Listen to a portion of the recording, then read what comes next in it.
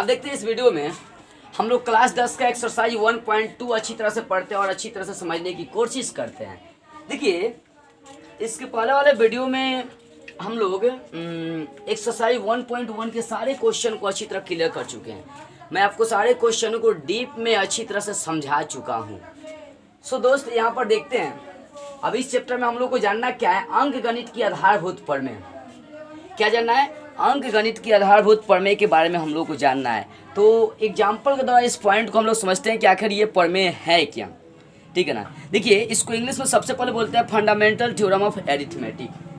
Fundamental theorem of arithmetic, अंक गणित की आधारभूत प्रमेय। मान लीजिए मैं कोई यहाँ पे एग्जाम्पल ले लिया, समझते हैं इसको अच्छी तरह से। मान लीजिए कि मेरे पास ये कोई संख्या है, मान लिया कि मेरे पास ये कोई संख्या 20 हो गई, ठीक है, और मैं इसका अभाज्य गुणनखंड कर रहा हूँ। क्या कर रहा हूँ? अभाज्य गुणनखंड। करिए, गुणनखंड करना आता है 2 से। सबसे छोटी संख्या 2 से लगाते हैं, 10 के बाद फिर 2 से लगाएंगे 5, फिर 3 से ले लेगा, 5 से लगा देंगे, 2 से भी ले लेगा, 5 से 5 कम 5, तो क्या आ रही है? 2 गुना 5 आ रही है। दोस्तों एक बात यहाँ पर सबसे छोटी बात, इंपॉर्टेंट बात यहाँ से क्या निकलते उसको समझ गए तो आपको अंक गणित आधारभूत प्रमेय जो बोलते हैं फंडामेंटल थ्योरम ऑफ एरिथमेटिक, ध्यान दीजिए, इस पॉइंट्स को आप अच्छी तरह समझ पाएंगे। एक बात आप देखिए, 20 कौन सी संख्या, भाज्य है या अभाज्य संख्या?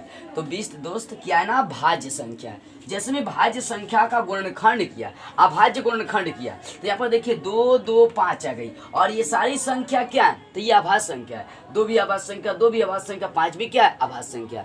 तो आप एक थॉट यहाँ से ये निकल रही है कि भाज्य संख्या को जैसे मैं गुणनखंड किया तो क्या आ गई? अभाज्य संख्या आ रही है। मान लीजिए एक और एग्जाम्पल मैं लेता हूँ। मान लीजिए कि ये जो आपका 27 है, भाज्य संख्या है। ओके, 27 कौन सी संख्या?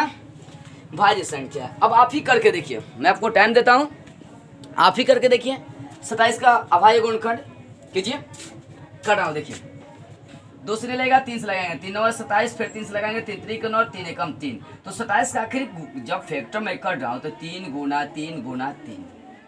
देखिए यहाँ 27 जो थी ना ये भाज्य संख्या है, क्योंकि एक और स्वयं के अलावा किसी अन्य संख्या से भी लग रही है, इसी कारण से भाज्य संख्या है। अब बात देखिए यहाँ से क्या निकल रही है, ध्यान से समझेंगे। देखिए ये भाज्य संख्या को जैसे ही मैं गुणनखंड किया, देखिए 3 गुना 3 गुना 3 आ गई। ये जो ना 3 3 3 ये क्या होती है? अभाज्य संख्या होती है।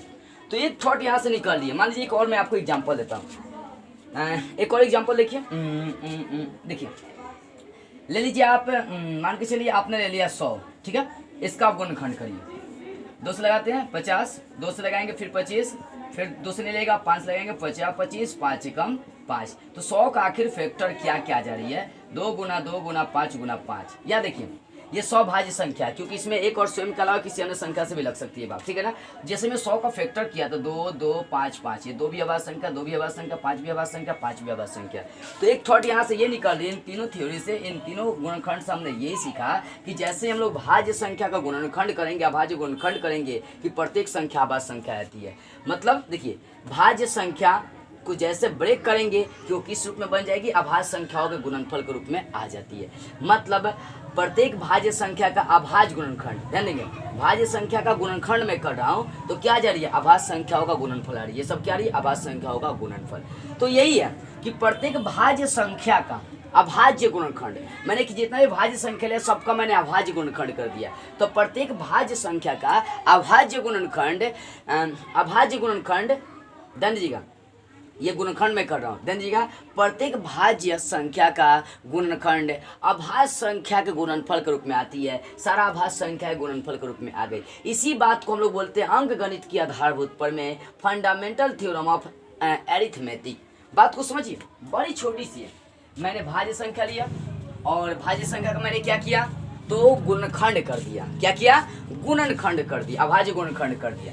ध्यान देंगे, गुणनखंड मैंने कर दिया। तो जैसे मैं भाज्य संख्या को गुणनखंड कर रहा हूँ कि देख रहा हूँ टोटल संख्या अभाज्य संख्या आ रही है। मतलब ये कि प्रत्येक संख्या का, प्रत्येक भाज्य संख्या का गुणनखंड करने पर वो अभाज्य संख्या के गुणनफल के रूप में आ जाते हैं, अभाज्य संख्या गुणनफल के रूप में आ जाते हैं, जिसको अंक गणित के आधारभूत प्रमेय कहते हैं। इसी बात को लिखा गया, प्रत्येक भाज्य संख्या को अभाज्य संख्याओं के गुणनफल के रूप में व्यक्त किया जा सकता है। इसको हम लोग बोलते हैं अंक गणित की आधारभूत प्रमेय।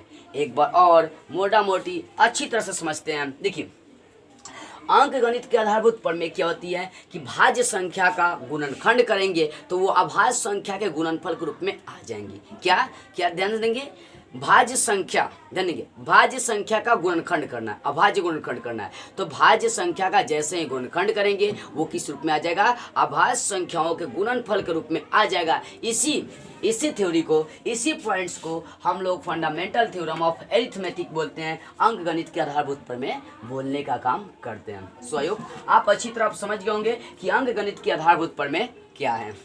अब देखिए एक बात यहाँ से और, जैसे मैं भाज्य संख्या को ब्रेक कर रहा था, भाज्य संख्या का फैक्टर कर रहा था, तो अभाज्य संख्या का गुणनफल आ रही थी। तो यहाँ से उल्टा ये भी कर सकते हैं कि प्रत्येक अभाज्य संख्या का गुणनफल भाज्य संख्या होता है।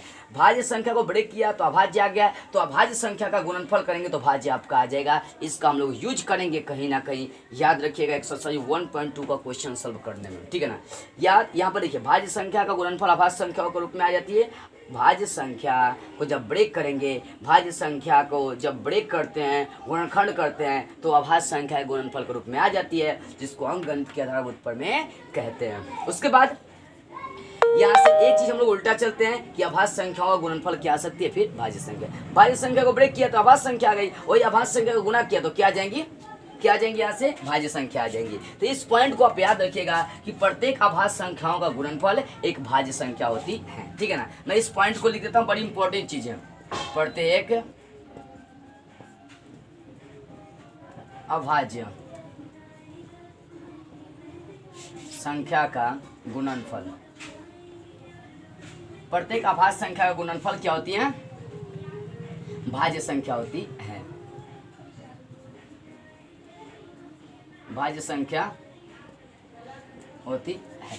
देखिए यहाँ आपने अंक गणित के आधारभूत प्रमेय में क्या देखा कि भाज्य संख्या भाज्य संख्या को अभाज्य संख्या गुणनफल के रूप में लिख सकते हैं। यही अभाज्य संख्या के गुणनफल को हम लोग भाज्य संख्या के रूप में लिख सकते हैं। ये आपका मेन यहाँ से एक टॉपिक निकल गई, तो बात समझ में आ गई होगी। अंक गणित के आधारभूत प्रमेय किसे कहते हैं, तो भाज्य संख्या को अभाज्य संख्या के गुणनफल के रूप में लिखा जा सकता है। इसी थर्ड को हम लोग बोलते हैं, इसी थ्योरी को बोलते हैं अंक गणित के आधारभूत प्रमेय, फंडामेंटल थ्योरम ऑफ अरिथमेटिक। यहाँ से भाज्य संख्या को ब्रेक कर रहे थे तो अभाज्य संख्या आ रही थी, इसका मतलब कि अभाज्य संख्या का जब गुणनफल करेंगे तो मेरा कौन सी संख्या आ जाएगी, यौगिक संख्या, भाज्य संख्या आ जाएंगी, ठीक है। तो ये टॉपिक क्लियर हो गया। यहाँ से आप अब अच्छी तरह समझ गए होंगे कि फंडामेंटल थ्योरम ऑफ अरिथमेटिक है क्या। अब देखिए इसमें हम लोगों को क्या करना है, HCF LCM निकालना पड़ना है। इसके पहले वाले क्लास में आप पढ़ चुके हैं, 9th में HCF और LCM निकालना आप अच्छी तरह से समझ चुके हैं। तो चलिए अब हम क्या करते हैं, कोई भी संख्या ले लेते हैं, दो संख्या, दो पूर्णांक के बीच हम लोग निकालना चाहते हैं। HCF और LCM अच्छी तरह से निकालना सीखते हैं। आखिर कैसे HCF और LCM आप निकाल सकते हैं, दो पूर्णांकों के बीच HCF और LCM निकालने के तरीका को हम लोग समझने की कोशिश करते हैं। तो चलिए देखिए और समझते हैं, ठीक है ना। यहाँ तक अभी तक आपको कोई दिक्कत नहीं हुआ होगा। अंक गणित के आधारभूत प्रमेय किसे कहते हैं, जब भाज्य संख्या का गुणनखंड करते हैं तब वो अभाज्य संख्याओं के गुणनफल के रूप में आ जाती है। इसी पॉइंट को हम लोग बोलते हैं अंक गणित की आधारभूत प्रमेय। अब देखिए दो पूर्णांक के बीच हम HCF और LCM निकालना सीखना है। मान लीजिए मेरे पास कोई दो पूर्णांक ले लीजिए, जैसे मान लीजिए मेरे पास कोई दो पूर्णांक 20 और 30 हो गया, ठीक है। यहाँ पर मेरे को दो चीजें निकालना है, HCF और एक LCM।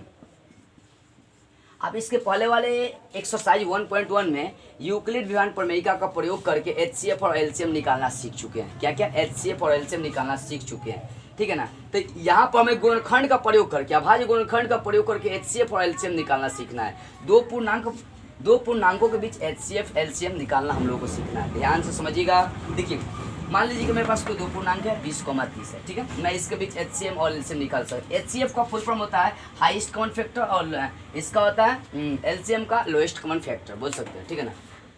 मतलब देखिए क्या है, सबसे पहले आप क्या करेंगे, गुणनखंड विधि द्वारा HCF LCM निकालना चाहते हैं तो सबका गुणनखंड कर देंगे। 20 का करिए, 2 से 10, 2 से 5, 5 एकम 5, तो 20 का फैक्टर क्या आ गया, 2 गुना 5। तो सबसे पहले इसको क्या करेंगे, जो सेम संख्या है उसको घाट के रूप में लिखना है। 2 गुना 2 इसको लिख सकते हैं 2 पापा और 2 गुना 5, ठीक है।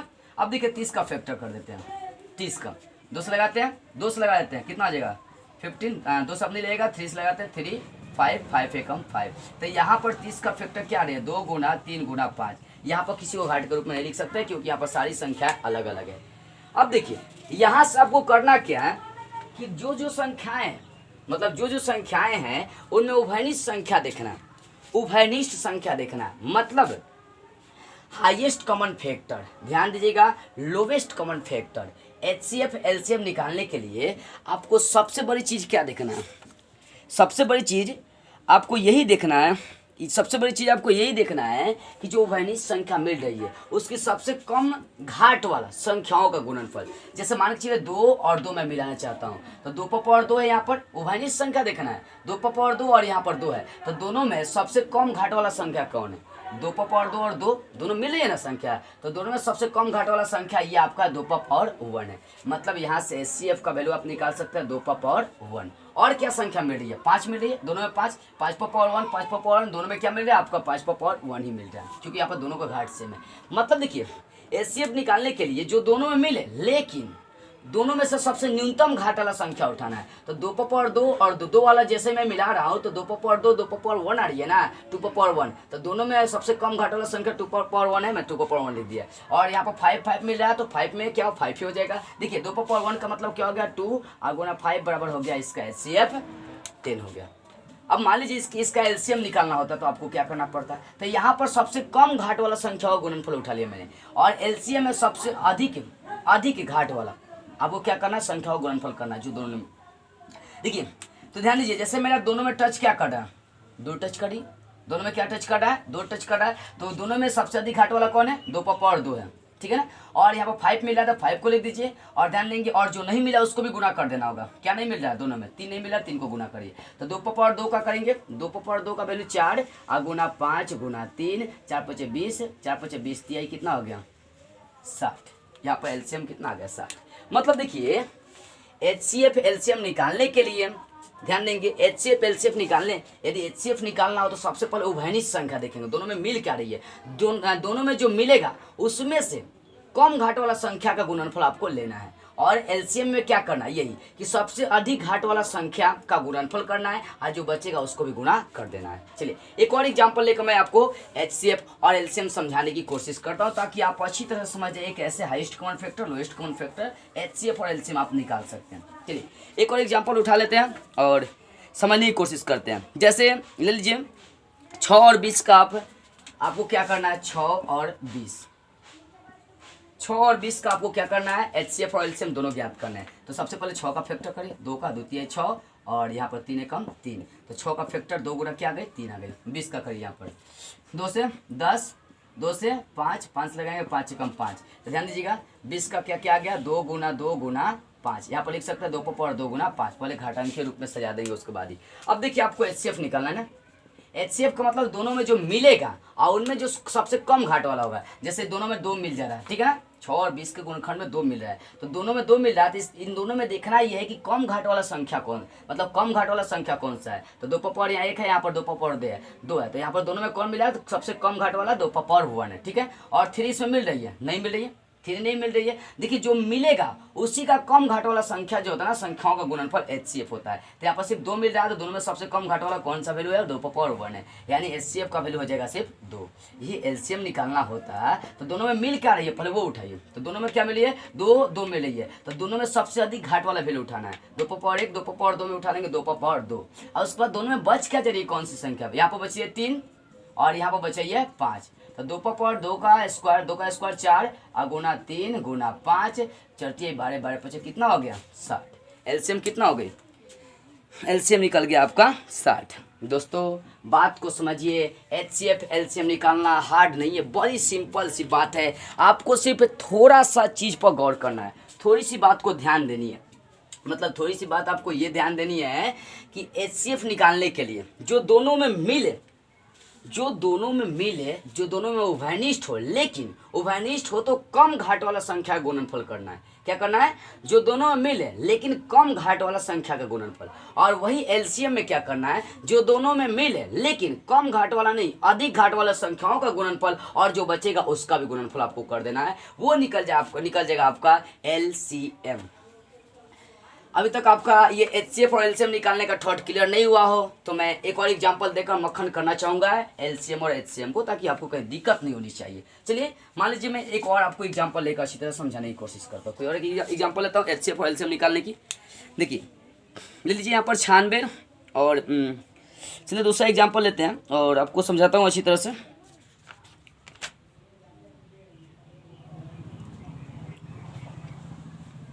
चलिए जैसे 96 और 404 का ले लेते हैं, ठीक है ना। एग्जाम्पल ले लीजिए 96 और 404 का मेरे को क्या करना है, HCF निकाल देना है, ठीक है। HCF LCM दोनों निकालना है। तो सबसे पहले दोनों का आप फैक्टर करिए। 96 का 2 से लगाएंगे, 2 चौके 8, 2 8 16 48, 2 से लगाएंगे 24, फिर 2 से लगाएंगे 12, फिर 2 से लगाएंगे 6, फिर 2 से लगाएंगे 3, फिर 2 से लगाएंगे 3 एकम 3। तो क्या आ रही है देखेंगे आप।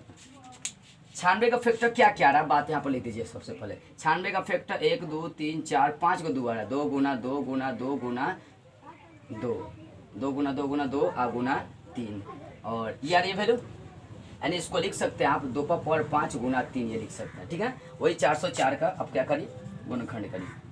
2 से 2 सौ 2, 2 से लगाएंगे, 2 से यहाँ पर लगाएंगे तो 1 0 1, और ऐसी अब कोई संख्या नहीं जो 101 को डिवाइड कर सके, ठीक है ना। तो 101 से डायरेक्ट आप लगा सकते हैं यहाँ पर। मतलब क्या हो गया यहाँ पर 404 का जैसे मैं गुणनखंड किया तो यहाँ पर आ गया 2 गुना 2 गुना 101, तो इसको लिख सकते हैं 2 का पावर 2 गुना 101, ठीक है ना। तो देखिए इतना करने के बाद अब आपको HCF LCM निकालना है। इसी बात को तो समझना है, बस इतना तो सब कोई कर सकता है, लेकिन HCF LCM कैसे निकालना है यही बात आपको समझनी है।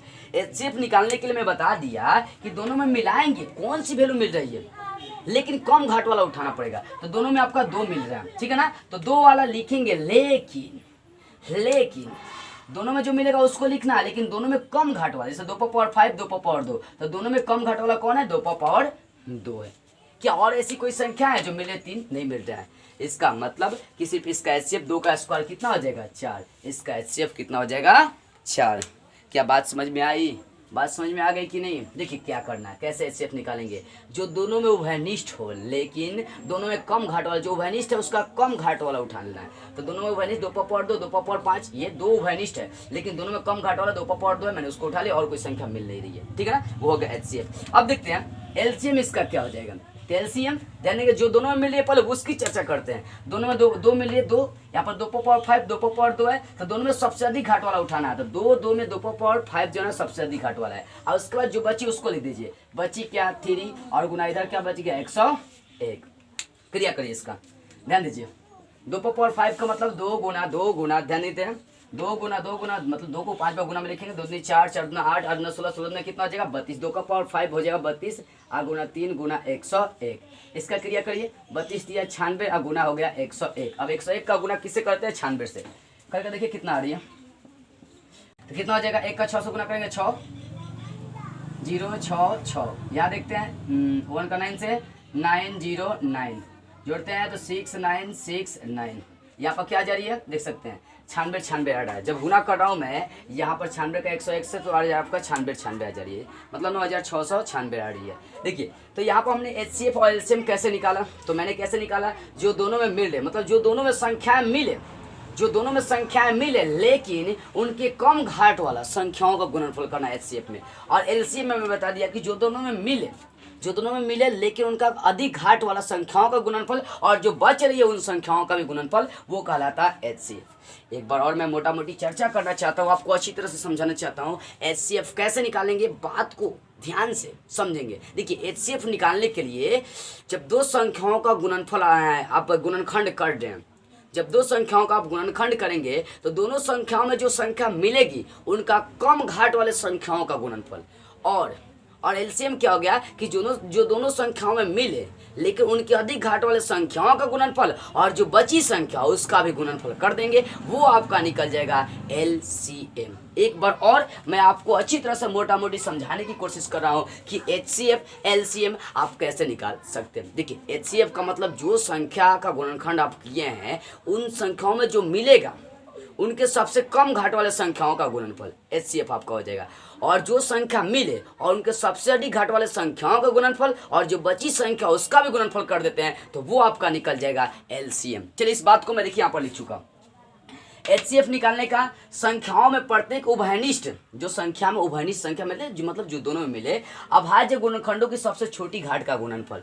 मतलब जिसका आप अभाज्य गुणनखंड कर रहे हैं उनमें जो उभयनिष्ठ मिलेंगी वो छोटी घाट का संख्याओं का गुणनफल HCF कहलाती है, ठीक है ना। और जो बड़ी घाट वाला मिले, जो बड़ी घाट वाला मिले दोनों में, और जो बची संख्या उनका गुणनफल LCM कहलाता है। इस बात को मैंने अच्छी तरह से आपको समझाने की कोशिश करी। तो इस वीडियो में इतना ही रहेगी। मैंने अंकगणित के आधारभूत पर में और HCF LCM निकालने के टोटल थ्योरी को मैंने क्या किया, क्लियर कर दिया। अब देखिए इसमें एक चीज़ और मैं आपको बताना भूल गया, चलिए उसको भी मैं क्लियर ही कर देता हूँ। चलिए ये जो आप LCM HCF निकालने का तरीका समझें, इसके अनुसार आप ये समझ चुके हैं, मान लीजिए कि आपके पास कोई दो पूर्णांक A और B है, ठीक है, और इन दोनों का A और B का मान लीजिए कि LCM HCF जो का, तो मान लीजिए यहाँ पर ध्यान देते हैं, दो पूर्णांक A और B है, तो इस पूर्णांक से हम लोग 2 से 3 तरह की क्रिया कर सकते हैं। ये HCF गुना LCM बराबर आप लिख सकते हैं A गुना B। इस बात को थोड़ा सा ध्यान देंगे, गौर करेंगे। मतलब HCF और LCM का गुणनफल जो होगा ना, दोनों पूर्णांकों के संख्याओं के गुणनफल के बराबर हो जाएगा। ये थोड़ा HCF का गुना LCM से कर देंगे तो आपका A गुना B के बराबर, जो दोनों संख्या दिया उसके गुणनफल के क्या हो जाएगा, बराबर। इसको याद रखिएगा, HCF गुना LCM, मतलब इसको क्या करेंगे हम लोग कहीं ना कहीं एक्सरसाइज 1.2 में यूज करेंगे ही करेंगे।